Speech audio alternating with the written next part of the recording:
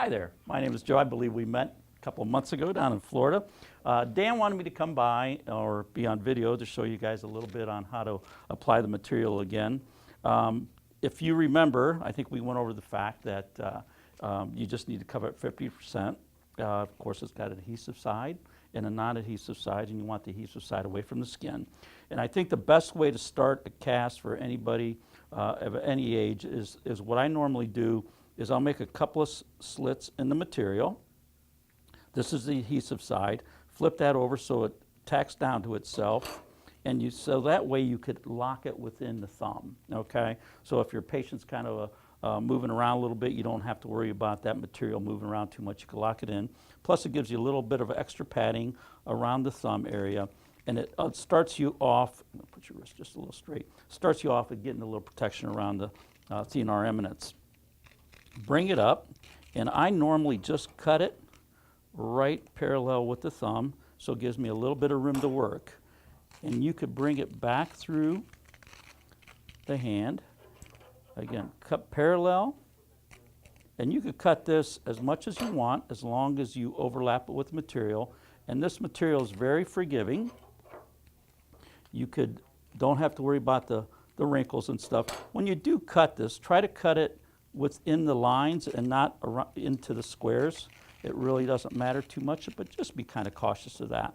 Again, this material is very forgiving, so I'm not going to worry about cuffs or wrinkles. What I'm going to do is just kind of give them a little push down and just bring it around. Now, the main thing about this material is you want to cover it 50%. As you can see, it's nice and white here. Where it's not covered here yet is kind of a grayish. So you want to just cover that 50%. And that would be all the material that you would need as far as coverage. And we'll continue down here a little bit. And then I'll show you the cuffing technique. There's a couple of cuffing techniques, but there's one that I think works fairly easily and quickly.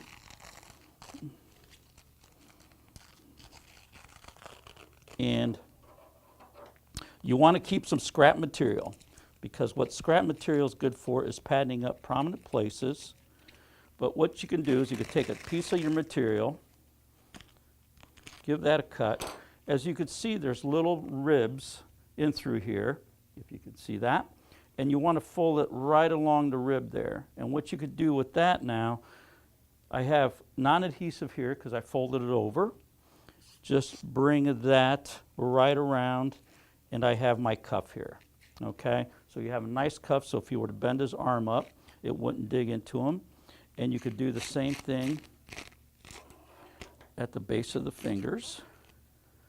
Just need a shorter piece. Again, just fold it over the ribs. It sticks nicely. The nice thing about this adhesive is that you could use little pieces to pad up areas, and it doesn't migrate. So it won't move on you. You don't have to worry about introducing water or anything like that. So I have a nice cuff at the top and the bottom. The biggest area of concern most casts is around the thumb, where the fiberglass seems to rub most of the time. And this is where a nice little piece of scrap material like this comes in handy. Kind of just eyeball it, find the center piece, cut it about halfway up, and you want to fold it over so you have adhesive covered up.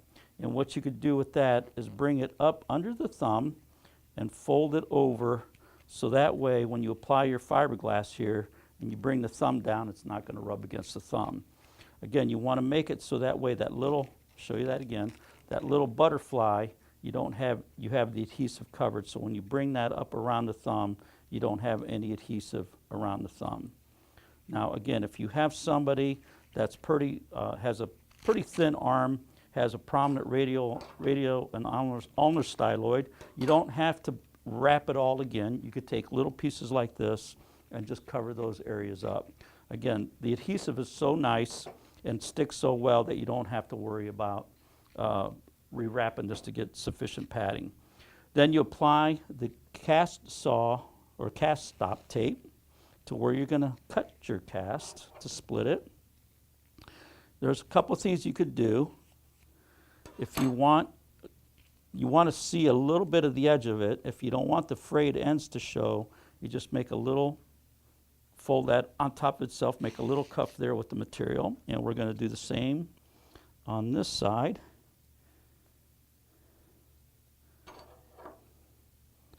and do the same here. Now, what I do is I try to get the seams of where I put the cuffs, like here my seams were where the tape is. So that way when you have the seams of the cuff, you have that tape holding down the cuffs also. Apply your fiberglass like you normally would, and then just check, make sure that it's well padded if the patient's not having any issues for you. I showed you the one technique of using scrap pieces as far as cuffing, where you would just fold over the edges and apply the cuff this way. Another way of doing cuffs, depending on the type of patient you have, and I usually do this for my non-compliant patients, is you can incorporate the fiberglass, or the AquaCast in with the fiberglass. And what you want to do is extend it out just probably to the PIP joint. So you have, and you want to go around 2 or 3 times, just like this, so you have enough sufficient padding.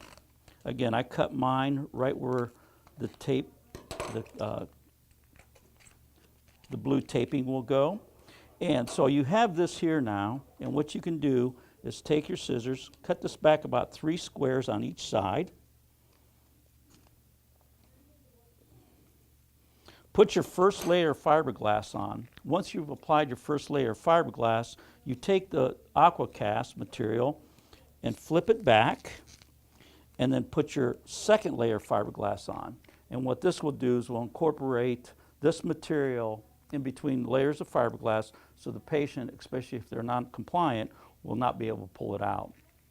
And that's a good way to secure the material down, so that way they will not be able to take the material down. This is not going to affect the drying time. It's not going to affect the material as far as the water pulling and stuff. The water will still evaporate through that layer. All right. All right.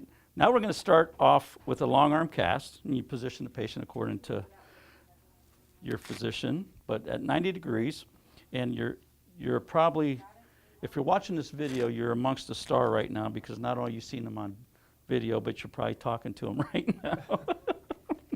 But anyways, I start off the long arm cast just as we would the short arm cast that we showed you earlier. Take this and split this up a little bit, incorporate it in under the thumb, and just bring it around. Again, we just cut as we need. Try to cut between the squares. It's not going to affect the flow of the water if you do cut through the squares. Oops, excuse me. The water will still evaporate and drain out of this material. Again, we're not going to worry too much about puckers and wrinkles like you would other synthetic web roll material or padding. Get that 50% coverage and run it up. Now, the big question I always get is, how do you incorporate the elbow? If you feel comfortable and you want to go around the elbow, that's perfectly fine. What you can do is you could stop right here if you would like, and this is where we're going to use the, once we get this going, I'll show you how to use scrap pieces to pad your elbow up. There's a couple of things you could do now. Again, you could take and make your little square and start at the elbow here. Yeah, we're going to have our patient keep his arm at 90 degrees. And I'm not going to worry too much about incorporating the elbow at this time. So what you could do is just bring the material around. And I'm just going to give this a little split right here to help me maneuver it a little bit more. As you could tell, we're leaving the elbow alone for now, just to show you. Now, if you feel comfortable making a few cuts, and I'll show you on another demonstration how you can go around the elbow if you like, without having to make a stop. But what you can do is you could take those scrap pieces, and what you want to do is back them on themselves. So what you could do is take a one piece that's longer than the other, so that way the adhesive is not on the skin. So if you back it on itself, but you have adhesive on the ends, that will help you tack this down for you, okay? Can you see that okay? And you can do this as often, as much as you want, depending on the elbow injury too, or if the fracture is at the elbow, you want to check on the padding too, okay? And if you could see, I have some open space over here. Again, we're not too concerned with the open space because we could patch those areas up, but you don't want the adhesive on the skin. We don't know how the adhesive reacts to skin, but we know that this material, the AquaCast material in itself, would not cause any problems, okay? And you could even split this if you like to incorporate it into the elbow crease or find a place that you want that to go. So now you have enough padding incorporated around this, and you really use some scrap pieces on it, okay? So you don't need to worry about it too much, padding it up. I usually go around before I put the material on, just kind of give it a little pat. You could even take this and kind of flatten the wrinkles out if you see any wrinkles. You could apply cuff at the top and the bottom like we did previously on the short arm cast, either by using scrap material or by using extending out. Again, the thumb, you could use a butterfly material, the butterfly technique that I showed you, just by taking a small scrap piece and splitting that again and just making that butterfly and incorporating it under the thumb. Okay? How are we doing so far? Great. And nice and padded there. Again, if you have prominent radial and ulnar styloids or prominent elbows on the condyles, you could take your scrap pieces, again, that you want to save, and you can incorporate these in here. Again, the adhesive is so good that it will not migrate. So if he rinses this out well with water, these pieces will not migrate down. So you will have nice padding there without having to do this rolling 2 or 3 times. All righty. Now there's a technique, we do use this material in our ORs. And we use it for closed reductions and open reductions. But for as far as what we do, we'll apply a short arm cast, do our reduction, and apply the fiberglass and stuff.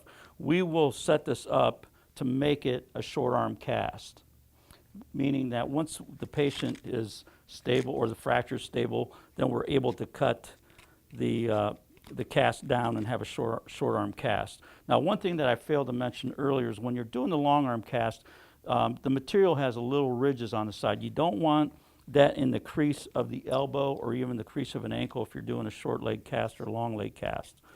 So what we do is we'll make a little cuff here using this material.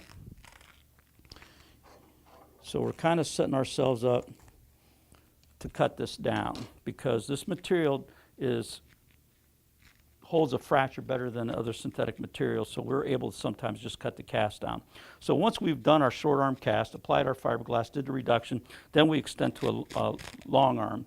Now, again, you could stop here and use scrap pieces to make your long arm cast. What we normally do, again, just like we started at the thumb piece, I'll make a little, maybe even a little bit wider than I do at the thumb, and apply that into the elbow. Now what that does is gives me a little extra padding in the elbow, but it gives me a nice round edge, so when they have their elbow flexed up, it doesn't have a sharp edge in there.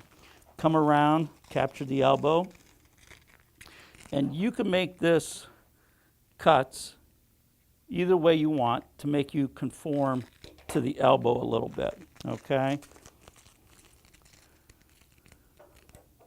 Again, with this material being forgiving, you don't have to worry about where your cuts are or what wrinkles you have in there. Now, this is the long arm. We'll extend the long arm, and I will finish up the top like I did at the bottom. Again, just make your little squares or cut through your squares. Make a little box for yourself. Again, this adds a little padding, but it also helps you control the material better. And we will just finish this on up.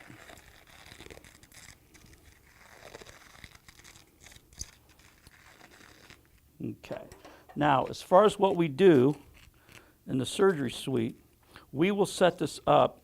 Again, what I did here is I put the cuff here, did this material, and we will add extra material. What you could do is, if you have those scrap pieces, kind of find where your center point is and just bring those up to the side of the arms. So that way you have padding at the elbow and you have padding on the medial and lateral malleolus. I'm sorry, medial and lateral condyles of the elbow. And then you could even add extra padding here. Now, when this patient comes in the office post-op, and you could apply your saw stop material also to make your cuts like you normally would on your long arm cast. You have enough padding here that you don't need it, but you could apply it here also. What we normally do when the patient comes in a few weeks post-op, if the fracture's healing and the physician says, the attending physician says, go ahead and convert him to a short arm, we'll say, do you want a new short arm or can we cut him down? And since we set this up for a short arm already, what we'll do is we'll make a cut along either side here, cut around here, pop the top part off, and you have a short arm cast. So you don't have to replace the whole cast because I've already incorporated the cuff here. So we're just taking this top part off, and these pieces you could just cut off. If you want to finish the ends with fiberglass again, that's fine, but usually the cuff is sufficient enough. So you want to set yourself up for a short arm cast, apply the long arm part on, and then cut it off as you need to.